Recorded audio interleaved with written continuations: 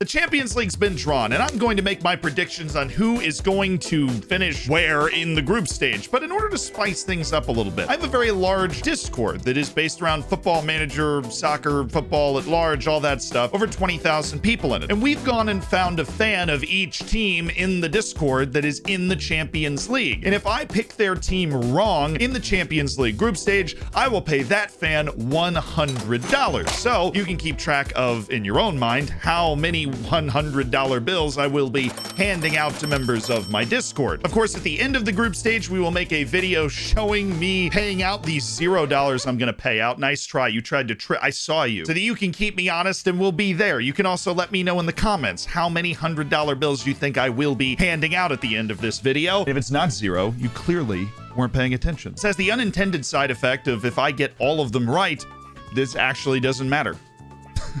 It's gonna happen. We start with Group A, and in Group A, I have some very, very strange takes. Now, I don't trust Ajax. Losing Lisandro Martinez hurts. Losing Antony hurts. Losing Sebastian Aller hurts. Hope you feel better, by the way. We're rooting for you. But nonetheless, those losses hurt for Ajax. And Napoli, who finished third in Serie A last season and have started this year in Serie A, at least at the time of this recording, well, again, they're top of the table. I think they're actually going to do really well. The question is, how much can you trust Liverpool? I know they beat Bournemouth 9-0, but I have a solid feeling that I could be in that team and still beat Bournemouth by like 6 or 7. I'd give up a few goals, but, I still got the moves. I don't like Napoli enough to finish over Liverpool, so I'm going to slot Liverpool in first in Group A. I'm going to put Napoli in second. Now, the battle for third, for me, feels open. It's how much do I think Ajax has gone down? You lose some great players, you lose your head coach in Erik ten Hag, and you've got a Rangers team that made the Europa League final last year and seems to be getting stronger, growing into their role as a European competitor again, evidenced by the fact that they got themselves into the Champions League group stage. Now, competing with Liverpool, Ajax, and Napoli is a whole other ball of wax, but I think Rangers gives this a game, and I'm saying all this just to put Ajax third anyways, and I still think Rangers finishes in last. I'm just telling you, I wouldn't be surprised if Rangers finished above Ajax, but in that case, I would end up forking over the cash. Group B, Atletico Madrid, Porto, Bayer Leverkusen, and Club Bruges. I'm just going to take Atletico Madrid and stick them right at the top right now. I think they're looking at this group and they're going, hi, yeah, yes, thank you. Diego Simeone's just doing knee slides all over the training ground. Like, Atletico Madrid's really excited about this. As for the rest of the group, Porto is the reigning champion in Portugal, and it is just,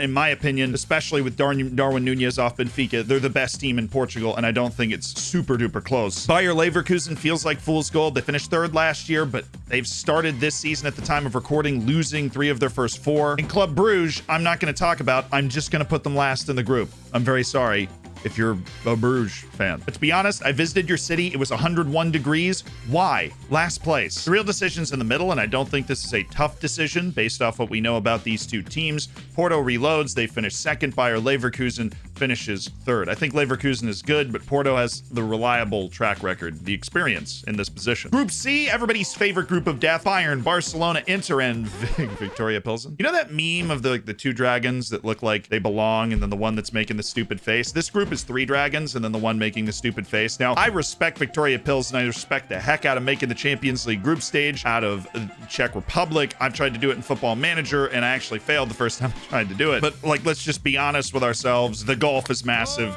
I think they're going to finish last. Now, between these other 3 teams, it's a toss-up, and I think it's going to be very difficult to actually get this right. Bayern is without its main goal scorer, which can be very dangerous when you get into the Champions League, where there isn't such a big sample size. If you have a few impotent games, you can end up in third. For Barcelona, they have well-documented, like, who the heck, they could be insolvent by the time the group stage ends. And then there's Inter, who's just been really good for a while, and they have Lukaku back. Honestly, my takeaway is I think that with this quality that Inter offers, we are in place for a collapse from either Barcelona or Bayern Munich. Either it's going to be the additions that Barcelona made to prevent that second collapse, or it's going to be the subtraction of Lewandowski from Bayern Munich that facilitates that collapse. The issue with dropping Bayern is they still have just immense quality, right? Thomas Muller is good in spite of himself. Joshua Kimmich is an amazing player. Like, the floor is higher than what Inter is working with. And that's why I'm going to go with Barcelona, then Bayern, then Inter in the middle three. I really have a sneaky feeling Inter's going to get in, but I can't convince myself that either of these teams are going to drop off. Bayern's floor is too high,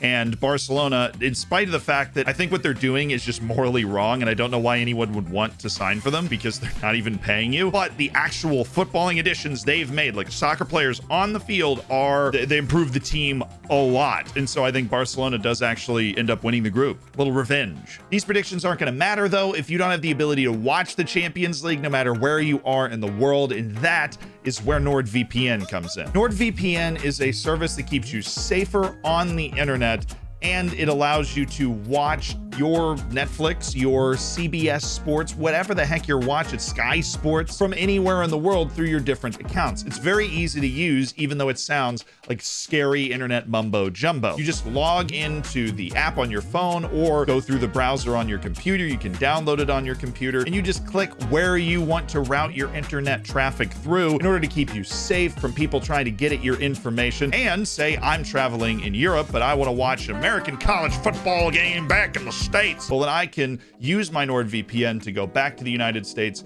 and log into my accounts to watch that game. And I'm not just offering this to you at full price. I'm coming to you with a wonderful discount because we've been partnered with NordVPN for a long time. You can get an exclusive 2-year plan, which is not a lot to begin with 4 months free and a 30-day money-back guarantee at the link down in the description. So if you click on that, you can just try out NordVPN. And if it's none of the things that I said it was, which is a lie, and I will be looking for you because it is, then you can return it. And no harm, no foul. You had a few days of being more protected on the internet. So check the link out down in the description, NordVPN, so you can watch the Champions League. Now for Group D, which is known as the Tottenham, surely you cannot blow this group. They have to finish first. They can't not finish first. Tottenham has to win this group, or the memes will saddle up and ride into town. And that's my pick. Tottenham to win the group. Now, the rest of the group is very interesting. You have Marseille, Sporting, Eintracht Frankfurt. Frankfurt known for their memorable Europa League run, but they're also not actually great, as we can see from their Bundesliga performances. Sporting, a clear third in the Portuguese league last year, and you can't discount Marseille, who's like the bridesmaid to the bride being PSG. Marseille also made a huge signing this year. They hit the subscribe button. Just a thought. And I'm actually not discounting Marseille to the extent that I'm going to put Marseille second in this group. They've had a hot start to the season. They're actually tied with PSG in points at the time of this recording. And I think based off their all-around performance, the foundation of their squad, they're a team that I trust more to get this done. Eintracht Frankfurt, I don't trust as much. I love their fans. I loved the whole buying out all of Camp Nou, and I don't discount that at all. But I'm going to put Sporting third and Eintracht Frankfurt down in fourth. They're going to come in with a lot of confidence. I just don't see it being able to translate throughout the whole of a Champions League group stage. In Group E, we have Chelsea, Salzburg, Dinamo Zagreb, and AC Milan. Chelsea is going through their struggles, their trials, their tribulations, but they are miles better than Salzburg and Dinamo Zagreb. I think the real contest for first here is AC Milan and Chelsea. And I still believe Thomas Tuchel's one of the best managers in the world, his ability to control a match, and I believe Chelsea has 1 or 2 more cards up their sleeve in the transfer market, the Fofana edition on the back line. They have the ability to control matches in a way that I think they will be able to squeeze AC Milan out and beat up on the other teams more in order to win the group, and that puts AC Milan at 2. Dinamo Zagreb doesn't seem as good as they've been in the past. I would love them a few years ago. They still have a guy like Mislav Orsic who can get things done, can show up in the Croatian national team from time to time, but I'm going to take Salzburg and put them ahead of Dinamo Zagreb. Salzburg, easily forgettable considering they got blown out, actually got to the Champions League knockouts last year, and even though they lost players like Brendan Aronson, they seem to lose players every freaking year, they do have Benjamin Šeško, at least at the time of this recording, so they can still make some plays with those wonder kid type guys, score some goals, and finish ahead of Zagreb. That brings us to one of the weirdest groups I've seen in a while. Real Madrid and Shakhtar Donetsk, a match made in heaven, and who knows what's going to happen between those two teams. Leipzig, which everybody just kind of pretends that they aren't capable of making a Champions League quarterfinal on their day, and Celtic, who are back, and if the league in Scotland is any indication, better than Rangers, who made the Europa League final. Scotland's kind of resurging in a major way. They have 2 teams in the group stage. And very importantly, Leipzig has Timo Werner back. So where do you stash them? And of course, Shakhtar Donetsk, prayers up to Ukraine. You just don't know what's going on. I'm going to go Real Madrid to top the group. I cannot count out their ability to just out mentally strength their opponents. Real Madrid has biggest club in the world mentality, and they use it very effectively. They react to their opponent, they counter well, and they seem timeless. They're going to win the group. Second place, I'm going to go with Leipzig, that re-edition of Timo Werner. Back into that core, his place of comfort. I think he becomes prolific again. Look out for Leipzig cashing in on a big sale again. And I've really struggled between the bottom two teams in the group. Then I'm going to take Shakhtar Donetsk and put them ahead of Celtic. This is not a prediction that you can base in as much fact in terms of the rosters and just the general mindset of the team as most predictions. This is more a feeling that that squad has the European experience in the past they're going to be able to bring to the fore, and they're also playing for something more that's just hard to match. This would put Celtic in last place, rounding out the group, even though I think Celtic is going to give some people some games, especially at home. In Group G, this is where we find perpetual bridesmaid number 2, Man City, except that's in the Champions League. Sevilla, Dortmund, and Copenhagen, or Copenhagen, I believe is the way they say it in Danish. I don't know, but I did my best. This is the Zealand seal of approval that he uses to get out of pronunciation.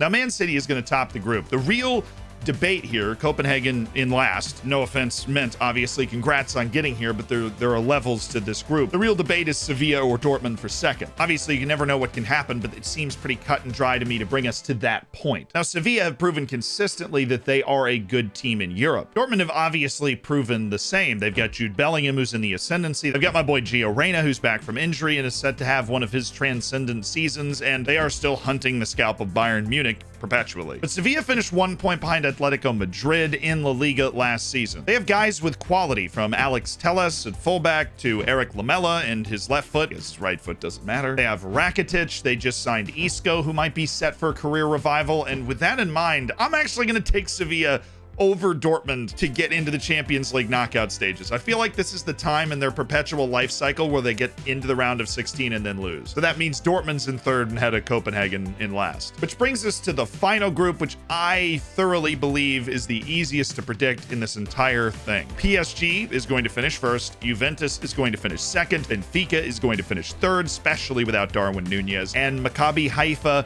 is going to finish fourth. Obviously, the only swing vote here is Juventus or Benfica, because Juventus under Maximiliano Allegri the second time doesn't seem to have as much of an identity, but I don't think that Benfica is going to have enough. You lose 30 plus goals in the front line, very hard to replace that. Very, very difficult to replace that, and Juventus is able to survive, not because of their quality, but because of Benfica's readjustment after the sale.